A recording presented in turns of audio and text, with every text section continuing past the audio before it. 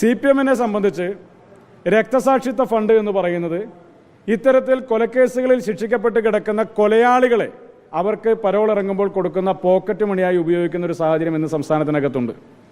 ഒരു രക്തസാക്ഷിത്വം ഉണ്ടാകുമ്പോൾ ആ രക്തസാക്ഷിത്വം പണം സമാഹരിക്കാനുള്ള ഒരു അവസരമായി കേരളത്തിൽ കമ്മ്യൂണിസ്റ്റ് മാർക്സിസ്റ്റ് പാർട്ടി കാണുന്നു. ആ രക്തസാക്ഷി ഫണ്ട് ഉപയോഗിച്ച് കൊലയാളികളെ തീറ്റിപ്പോറ്റുകയാണ് സംസ്ഥാനത്തിനകത്ത് ചെയ്തുകൊണ്ടിരിക്കുന്നതെന്നാണ് മനസ്സിലാക്കുന്നത്. ഏറ്റവും നിർണായകമായ ഘട്ടങ്ങളിൽ പുറകിൽ നിന്ന് കുത്തുന്ന കട്ടപ്പയായിട്ടാണ് പലപ്പോഴും മണിശങ്കർ അയ്യരുടെ പ്രസ്താവനകൾ വന്ന് ഭവിച്ചിട്ടുള്ളത്. ശ്രീ മണിശങ്കർ അയ്യരെ പോലെയുള്ള ആളുകളല്ല കേരളത്തിലെ കോൺഗ്രസ് പ്രസ്ഥാനത്തിൻ്റെ മാതൃക എന്ന് പറയുന്നത്. ശരത്ലാൽ കൃപേഷ് രക്തസാക്ഷിത്വത്തിന് ഇന്നേക്ക് 7 ആണ്ട് തികയുകയാണ്. ആ കേസുമായി ബന്ധപ്പെട്ട പ്രതികൾക്ക് നേരെ അന്വേഷണം നടക്കുകയും CBI കോടതി 24 പ്രതികളുണ്ടായിരുന്നതിൽ 10 പ്രതികളെ ഇരട്ട ജീവപര്യന്തത്തിന് ശിക്ഷിക്കുകയും KV കുഞ്ഞിരാമൻ ഉൾപ്പെടെ മുൻ MLA അടക്കമുള്ള ആളുകളെ 5 വർഷ കാലഘട്ടത്തിലേക്ക് ശിക്ഷിക്കുകയും ചെയ്തു. അതിൽ MLA ഉൾപ്പെടെയുള്ള ആളുകളൊക്കെ അന്ന് തന്നെ ജാമ്യത്തിലുമാണ്. എന്നാൽ ശിക്ഷിക്കപ്പെട്ട 10 പ്രതികളിൽ ആദ്യ മാസം തന്നെ പിന്നിടുമ്പോൾ തന്നെ അവർക്ക് 30 ദിവസത്തെ ജാമ്യം പരോൾ ലഭിക്കുന്ന സാഹചര്യമുണ്ടായി. ഇന്ന് ഈ രക്തസാക്ഷിത്വ ദിനത്തിൽ നിൽക്കുമ്പോൾ പോലും ആ കേസിലെ 2 പ്രതികൾ പരോളിലാണ്. ബാക്കിയുള്ള ആളുകൾ 15 ദിവസത്തെ പരോൾ പൂർത്തീകരിച്ച് തിരികെ ജയിലിലേക്ക് പോയി. ഇപ്പോൾ സംസ്ഥാനത്തിനകത്ത് ഇത്തരത്തിൽ വളരെ പ്രമാദമായ കൊലക്കേസുകളിൽ, രാഷ്ട്രീയ കൊലക്കേസുകളിൽ പ്രതികളാക്കപ്പെട്ട ആളുകൾക്ക് പോലും വളരെ നിർലോഭമായ രീതിയിൽ പരോൾ ലഭിക്കുന്ന ഒരു സാഹചര്യം ഇന്ന് സംസ്ഥാനത്തിനകത്തുണ്ടാകുന്നു. പരോൾ കൊടുക്കുന്നതുമായി ബന്ധപ്പെട്ടുള്ള എല്ലാ നിയമങ്ങളെയും കാറ്റിൽ പറത്തിക്കൊണ്ടാണ് പിണറായി വിജയൻ സർക്കാരിൻ്റെ ഈ അവസാന കാലഘട്ടത്തിലും ഇത്തരത്തിലുള്ള പ്രതികൾക്കെല്ലാം തന്നെ പരോൾ കൊടുത്തുകൊണ്ടിരിക്കുന്നത്. Kerala prisons and correctional services management act അനുസരിച്ച് അതിൻ്റെ ചട്ടങ്ങളും നിയമങ്ങളും എല്ലാം ലംഘിച്ചുകൊണ്ടാണ് ഈ പ്രതികൾക്ക് പരോൾ കൊടുക്കുന്നത്. പരോൾ കൊടുക്കുന്നതുമായി ബന്ധപ്പെട്ട് നിലനിൽക്കുന്ന ഒരു വ്യവസ്ഥ അനുസരിച്ച് ഒഴിവാക്കാൻ സാധിക്കാത്ത സാഹചര്യങ്ങളിൽ മക്കളുടെയോ അല്ലെങ്കിൽ കുടുംബത്തിലെ ഏറ്റവും പ്രധാനപ്പെട്ട ആരുടെയെങ്കിലുമൊക്കെ വിവാഹമോ മരണമോ മറ്റെന്തെങ്കിലും ചികിത്സ ആവശ്യങ്ങളോ ഉണ്ടെങ്കിൽ മാത്രമാണ് പരോൾ കൊടുക്കേണ്ടത്. അതല്ലാത്ത പക്ഷം ജയിലിലെ നല്ല നടപ്പുമായി ബന്ധപ്പെട്ട റിപ്പോർട്ടിൻ്റെ അടിസ്ഥാനത്തിലാണ്. ഇവരുടെയൊക്കെ വീട്ടിൽ എന്നും വിവാഹവും എന്നും കല്യാണമുള്ളതുപോലെയാണ് TP ചന്ദ്രശേഖരൻ വധക്കേസിലെ പ്രതികൾ ഉൾപ്പെടെ പല പ്രതികൾക്കും ഇങ്ങനെ നിർലോഭമായ രീതിയിൽ പരോൾ ലഭിക്കുകയാണ്. ഈ പരോൾ ലഭിച്ച് ഇവിടെ പുറത്തു വരുന്ന പ്രതികൾക്കൊന്നും തന്നെ ബേക്കൽ പോലീസ് സ്റ്റേഷൻ പരിധിയിലേക്ക് വരാൻ വേണ്ടി സാധിക്കില്ല. കാരണം അങ്ങനെയാണ് പരോളിൻ്റെ വ്യവസ്ഥ കൊടുക്കുന്നത്. പക്ഷേ അത് ഇവിടെ നിലനിൽക്കുന്ന സാഹചര്യങ്ങൾ അടിസ്ഥാനപ്പെടുത്തിയിട്ടാണ്.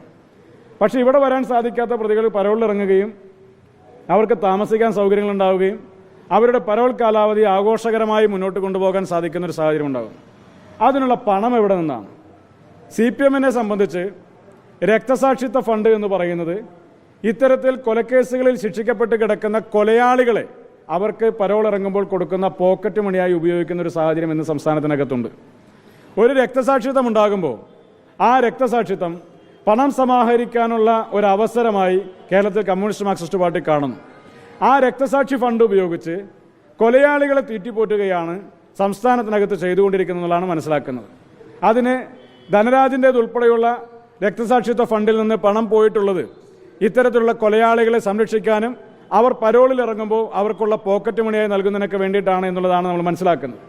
ഈ കേസുമായി ബന്ധപ്പെട്ട് തന്നെ നിരവധിയായ പോരാട്ടങ്ങൾ ശരത്ലാലിൻ്റെയും കൃപേഷിൻ്റെയും കുടുംബത്തിന് നടത്തേണ്ടതായി വന്നു.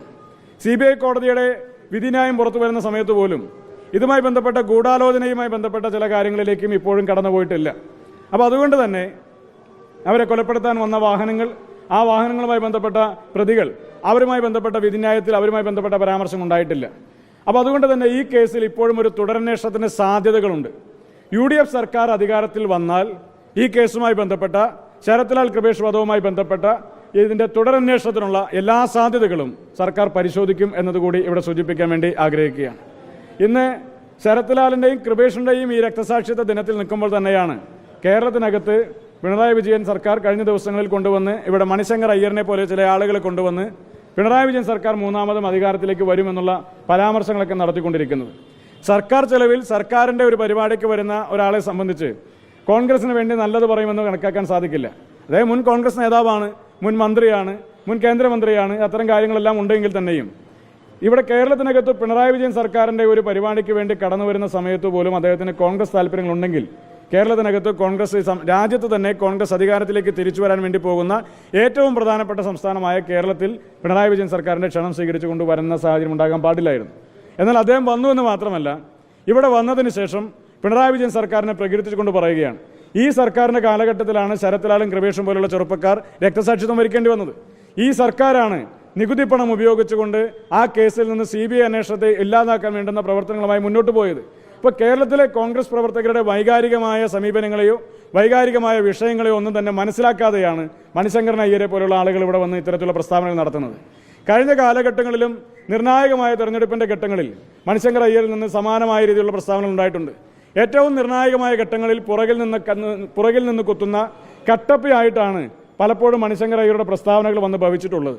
അത് ഗുജറാത്ത് തെരഞ്ഞെടുപ്പിൻ്റെ കാലഘട്ടത്തിലായാലും 2014 ലോക്സഭാ തെരഞ്ഞെടുപ്പിൻ്റെ കാലഘട്ടത്തിലായാലും സമാനമായ രീതിയിൽ തന്നെയാണ്. ഇദ്ദേഹത്തിൻ്റെ പ്രസ്താവനകളാണ് പലപ്പോഴും BJPക്ക് ഗുണകരമായി മാറിയിട്ടുള്ളത്. ഇന്ന് കേരളത്തിനകത്ത് വന്ന് CPM-ന് അനുകൂലമായി പറയുന്നു.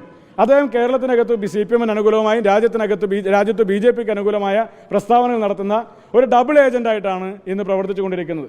അദ്ദേഹം ഇപ്പോൾ കോൺഗ്രസിന്റെ ഭാഗമാണ് എന്ന് പറയാൻ വേണ്ടി സാധിക്കില്ല. കാലങ്ങളായി കോൺഗ്രസുമായി യാതൊരു ബന്ധവും അദ്ദേഹം വെച്ചു പുലർത്തുന്നില്ല എന്ന് മാത്രമല്ല, കഴിഞ്ഞ ദിവസം അദ്ദേഹം നടത്തിയ ഒരു പ്രസ്താവന എന്ന് പറയുന്നത് കോൺഗ്രസിനെ ഞാനും ആഗ്രഹിക്കുന്നില്ല, കോൺഗ്രസ് എന്നെയും ആഗ്രഹിക്കുന്നില്ല എന്നുള്ളതാണ്. പക്ഷേ അദ്ദേഹത്തിൻ്റെ സ്റ്റേറ്റ്മെൻറ്റുകളെ കേരളത്തിലെ മാധ്യമങ്ങൾ പറയുന്നത് കോൺഗ്രസ് നേതാവ്, തലമുതിർന്ന കോൺഗ്രസ് നേതാവ് മണിശങ്കർ അയ്യർ പ്രസ്താവിച്ചു എന്നുള്ള രീതിയിലാണ്. ആ പ്രസ്താവനകളിൽ കൊടുക്കുമ്പോൾ അദ്ദേഹത്തിൻ്റെ തലമുതിർന്ന കോൺഗ്രസ് നേതാവ് എന്ന ആ ടാഗ് ലൈൻ ഒഴിവാക്കണമെന്നുള്ള ഒരു നിർദ്ദേശം യൂത്ത് കോൺഗ്രസിന് മുന്നോട്ട് വയ്ക്കാനുണ്ട്. അദ്ദേഹം KC വേണുഗോപാലിനെ കഴിഞ്ഞ ദിവസം അത്തരത്തിൽ തന്നെ വീണ്ടും രാഹുൽ ഗാന്ധിയുടെ ഗുണ്ട എന്ന് വിളിച്ചുകൊണ്ടാണ് ആക്ഷേപിച്ച് സംസാരിക്കാൻ വേണ്ടി ശ്രമിച്ചത്. നമുക്കറിയാം, രാഹുൽ ഗാന്ധി രാജ്യത്തിനകത്ത് സംഘപരിവാറിനെതിരെ സന്ധിയില്ലാത്ത പോരാട്ടങ്ങൾക്ക് നേതൃത്വം കൊടുത്തുകൊണ്ടിരിക്കുകയാണ്. ശ്രീ KC വേണുഗോപാൽ രാഹുൽ ഗാന്ധിയുടെ ഏറ്റവും സുശക്തമായ പോരാട്ടങ്ങൾക്ക് നേതൃത്വം കൊടുക്കുന്ന ഒരു പോരാളിയാണ്.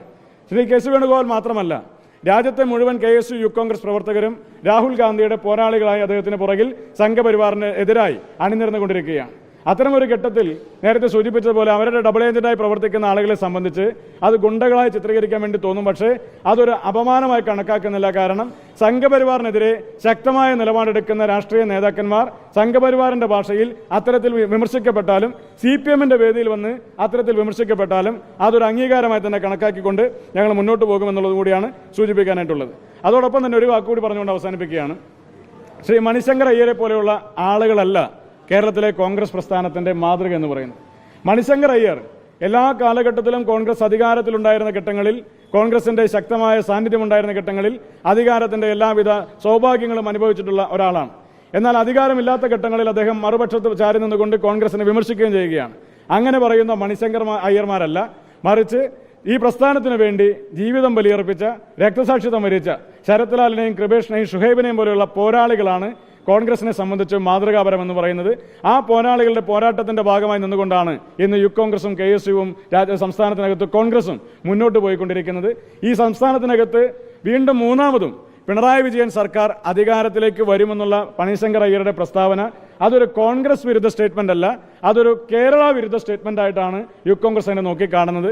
കാരണം ഈ സർക്കാർ എന്ന് പറയുന്നത് ഈ സംസ്ഥാനത്തെ ജനങ്ങളെ അതുപോലെ പ്രയാസപ്പെടുത്തിയ ഒരു സർക്കാരാണ്.